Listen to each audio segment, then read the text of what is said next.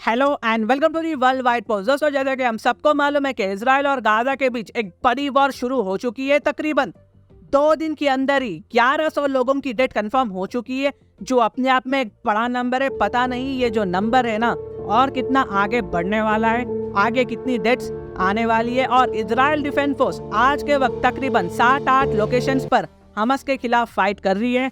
और इससे ना आप समझ जाइए कि ये जो वॉर है ना, रशिया यूक्रेन वॉर का 2.0 वर्जन है। ये लड़ाई जल्द खत्म नहीं होने वाली है। ये लड़ाई खत्म होने बहुत ही ज्यादा लंबा वक्त लगेगा। यहाँ एक मार दो टुकड़े करने की बात हो रही है। इजराइल ने आर्टिकल 40 LF को एक्टिवेट कर दिया है पूरे इजराइल में। और आर्टिकल 40 LF क्या है मैं आगे एक्सप्लेन करूंगा, लेकिन यूएसए ने भी यहाँ इजराइल को एश्योरेंस दिया है, सपोर्ट दिया है। और सपोर्ट जैसे कि यूएसए ने इजराइल को फाइटर जेट से वॉरशिप को ना इजराइल के आसपास भेजकर मदद को, सपोर्ट को शो किया है।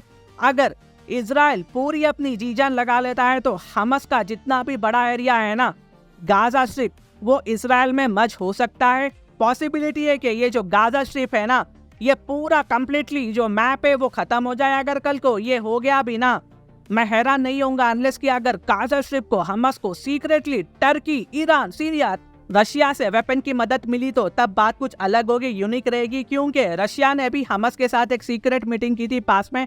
और व्लादिमीर पुतिन यार सचमुच यार, मतलब एकदम विजनरी, आउटस्टैंडिंग पर्सनालिटी है, स्मार्ट मैन है।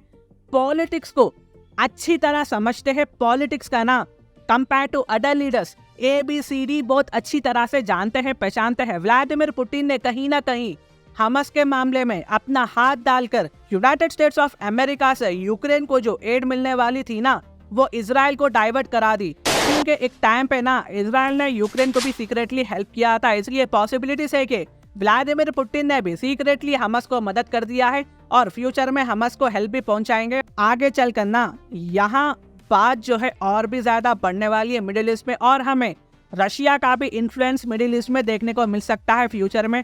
और मैं एक्सप्लेन कर देता हूँ कि आर्टिकल 40 LF का मतलब क्या है। देखिए, आर्टिकल 40 LF का मतलब ये होता है कि इजराइल की ऑफिशियल लैंग्वेज हेब्रू है। तो हेब्रू का जो स्टार्टिंग वर्ड LF है ना, जैसे कि इंग्लिश में स्टार्टिंग वर्ड A है ना, हेब्रू में स्टार्टिंग वर्ड LF है। और आर्टिकल 40 का मतलब है, देखिए जैसा हमारे यहाँ Indian army, Indian air force, Indian navy होती है ना, ठीक इसराइल में भी हमें IDF यानी इजराइल डिफेंस फोर्स देखने को मिलता है। तो article 40 LF Israel defence force को फुल पावर्स दे देती है कि आप अपने देश को सेफ करने के लिए गाजा स्ट्रिप के अंदर जाकर जो करना है करिए, बस एनिमी को मार गिराकर देश को आइएगा।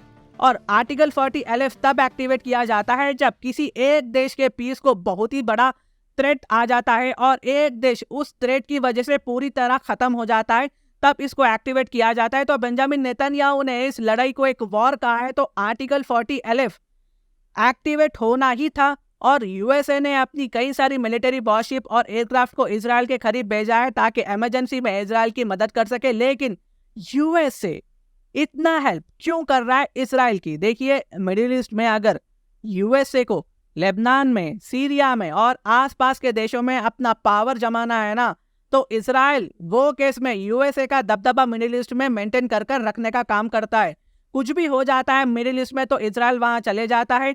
यूएसए को एक कोने से दूसरे कोने में आने की भी जरूरत नहीं पड़ती है, इजराइली वो काम को निपटा लेता है।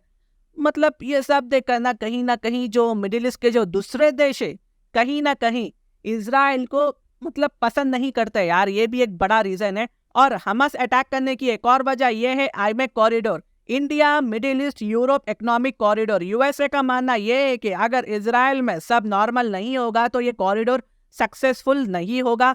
और इस वॉर की वजह से ना सऊदी अरबिया कहीं ना कहीं इजराइल के नॉर्मलाइजेशन को दूर कर देगा।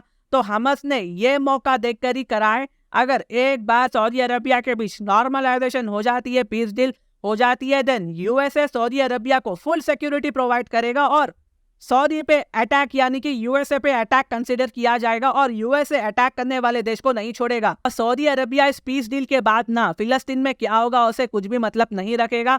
सऊदी अरबिया को कुछ भी मतलब नहीं होगा फिलिस्तीन से। खैर, मतलब फ्यूचर ये देखना होगा। अगर मेरी वीडियो इन्फॉर्मेटिव दिखे तो इंटरनेशनल अफेयर्स के लिए आप मेरे चैनल को सब्सक्राइब कर सकते हैं। Thank you so much and God bless you all.